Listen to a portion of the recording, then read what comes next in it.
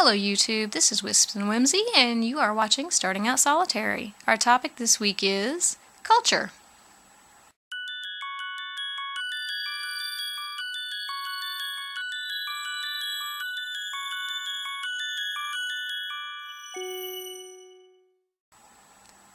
So, in honor of Dr. Martin Luther King Jr. Day on Monday this week, we decided to talk about our approaches to different cultures and how we use or choose not to use them in our own practices.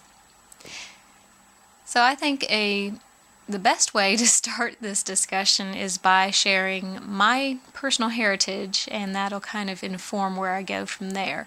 So I have English, Scots-Irish, and German ancestry, and I think that really informs what I choose to use and adopt within my practice, because I am very much drawn toward Celtic and Anglo-Saxon and Norse pantheons and traditions.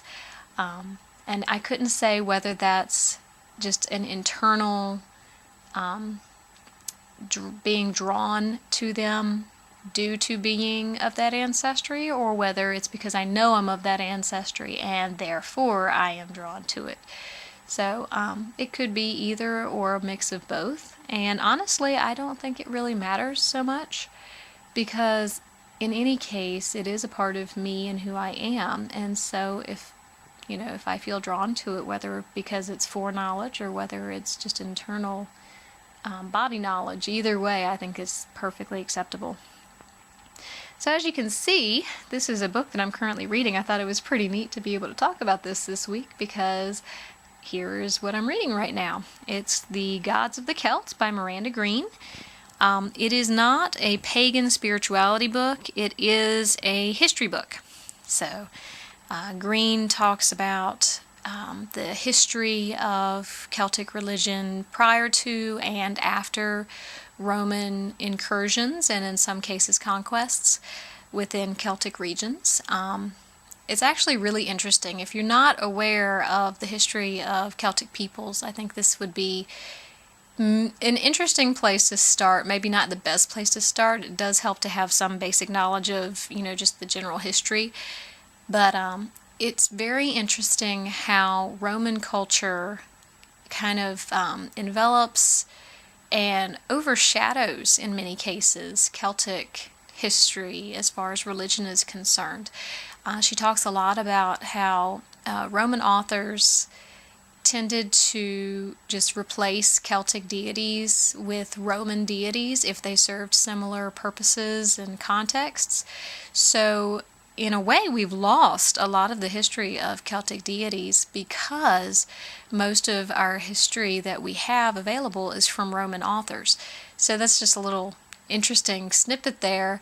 If you are doing research, you need to be very careful about the bias of your sources, and think about the audience that they're trying to reach and why they are writing, because in the case of Romans, they were trying to sensationalize the Celts, so they would pick up parts like human sacrifice that perhaps weren't so common, but they were very sensational, and so they would highlight those and then completely ignore some parts that were just pedestrian and very much like their own religion. So they would either ignore it, or they would simply call certain gods Jupiter or Apollo because they served similar purposes within the Celtic pantheon. So I found that fascinating. I'm sure it's probably less interesting to some of you, but I hope you'll forgive my talking about it.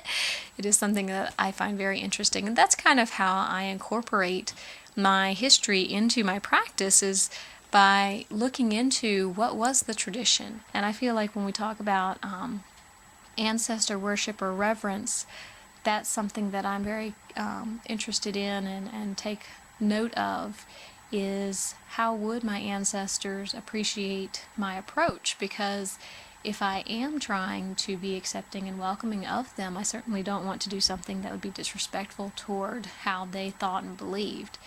And I think that's something that we can probably talk about another time as well.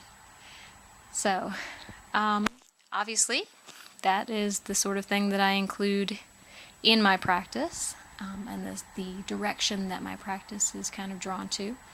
Now, as far as other cultures outside of that, I have read a lot, not within the context of paganism, but just generally over the years, about cultural misappropriation and about cultural sensitivity.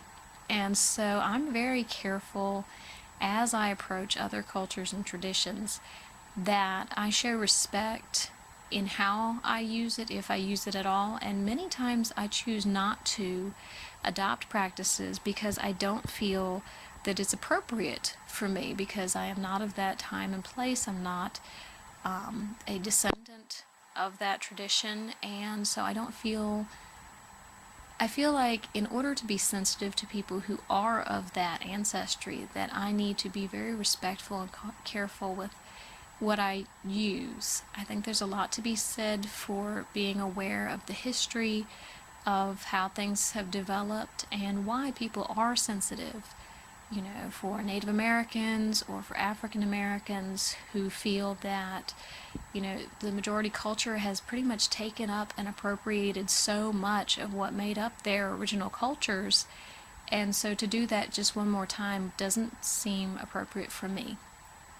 Now, I will say that that is simply how I feel about my practice, and I do think that each of us is informed in our practice by the road that we've walked, you know, and by our own personal histories. So that's certainly something that I think each of us needs to consider on our own. And if you do feel like you're being respectful and appropriate and it's comfortable for you to use someone else's traditions, or if you feel like perhaps it is part of your tradition and you're not aware of it, then certainly by all means do what you feel is, you know, right for you. That's just how I feel about it with regards to my practice. I would love to hear how you feel about this. It can be kind of a controversial topic, so if you have thoughts, if you think that we need to be much more cautious and perhaps we do too much mixing in our eclectic paths, I'd love to hear about that. If you feel like maybe we're too constrained and we need to be more open because all paths lead to one anyway, I'd love to hear that too. So please leave any thoughts and comments. Don't let me put words in your mouth. Make sure you put your own words out there. Please leave your comments below or on our Facebook page. And if you have any other questions, topic suggestions, or anything of that nature, we'd love to hear about that too.